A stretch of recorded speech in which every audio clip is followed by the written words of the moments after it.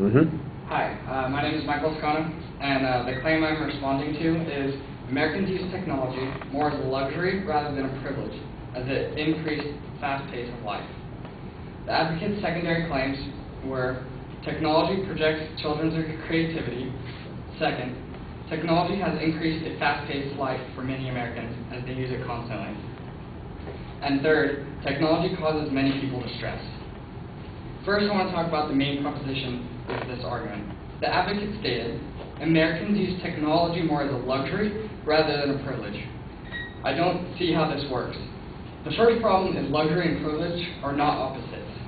I actually find they can come together quite easily. One example of this is it might be a privilege to ride in a limo, but it's still definitely a luxury. Now on to the first supporting argument given by the advocate. Technology projects children's creativity. The advocate claims that, first of all, this doesn't advance their main proposition. Children's creativity has nothing to do with luxury or the pace of life. Now, the advocate claims that many children have lost interest in playing outside, but they have technology. But a statistic given in the argument by Henry J. Kaiser Family Foundations shows that children 6 years and younger spend the same time on video games as they do playing outside. This shows an equal interest in playing activities outside and video games, not a loss of interest. This study does not advance the supporting claim about children's creativity either. An article by Rick Newer called Video Games Can Aid Creativity. Presentations done by Penn State show video games that energize players and facilitate a positive mood can also enhance creativity.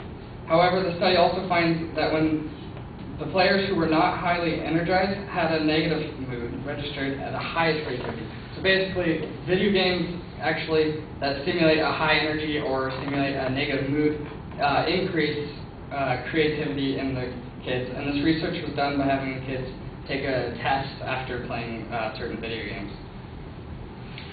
The next supporting argument given by an advocate was technology has increased a fast pace of life for many Americans as they do it constantly. The advocate only gave one real statistical data, and that was 65% of Americans spend more time with their computers than with their significant other. This does not advance the claim of technology increasing the pace of life. The evidence is irrelevant. This is also an appeal to emotion. We're supposed to feel sympathy for the wives and husbands that are being ignored for a computer. I believe this to be wrong. Life is fast and technology helps us keep up with it. I find the fact that the supporting point to be just false. The fact is life is busy, life is fast. If it wasn't for technology, we wouldn't be able to keep up with the pace of life.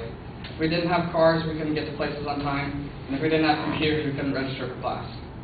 The final supporting claim by my advocate was that technology causes many people distress. I want to claim the exact opposite. The advocate gives us a personal story when she was applying for colleges and the Cal State system crashed. As we all can see, this would bring tons of stress. But this isn't the technology that is stressing the advocate out, but the failure of technology. The Cal State system made it easy for us to apply for college and relieved us of the stress. And we all know a little time of watching TV, playing video games, or listening to music can be exactly the thing we need to get rid of the stress of daily life. So in conclusion, maybe Americans use technology more as a luxury rather than a necessity, but this is not the claim. The support is very scattered and is not stated by any central claim. Thank you.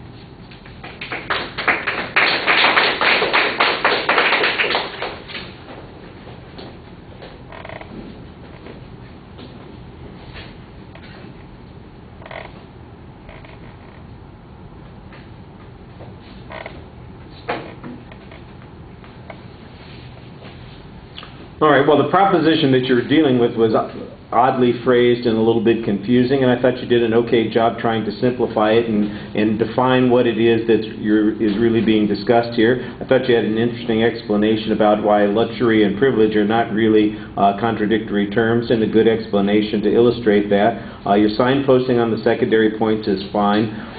The issue of creativity on that first point, you've got a couple of pieces of research that you're using to support the position that you're taking, and I think that that works pretty effectively. We've got a counterclaim on this issue. There's not as much explanation about what the advocate's point was on this point, but your counterclaim seems to be pretty solid on this.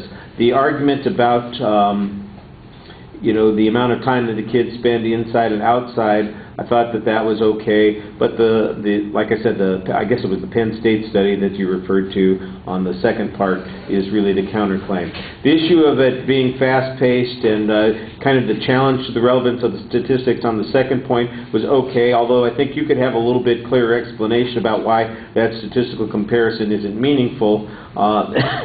Just like you gave some examples on that first point about you know, driving in a limousine is both a luxury and a privilege. It seems to me like it wouldn't be hard to find some examples in this particular situation that are applicable. For example, phone calls, text messages, and you know, I don't want to get too grotesque on this, but you know, phone sex and Facebook and all that kind of stuff, that's technology, and why is that going to create separation between people? I'm not quite sure. And then on the last point, I thought you did a pretty good job talking about the stress issue and that the causality was the failure of technology. And, you know, I do appreciate the point that it allows you to register, but I do remember when you could register without having to have the technology, too. You just put a stamp on an envelope or you went and stood in the line. Not that big a deal.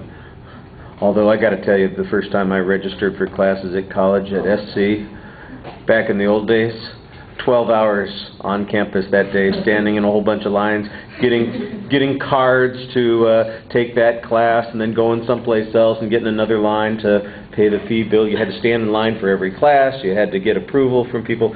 Yeah, I think I like the technology a little bit better. All right, thank you.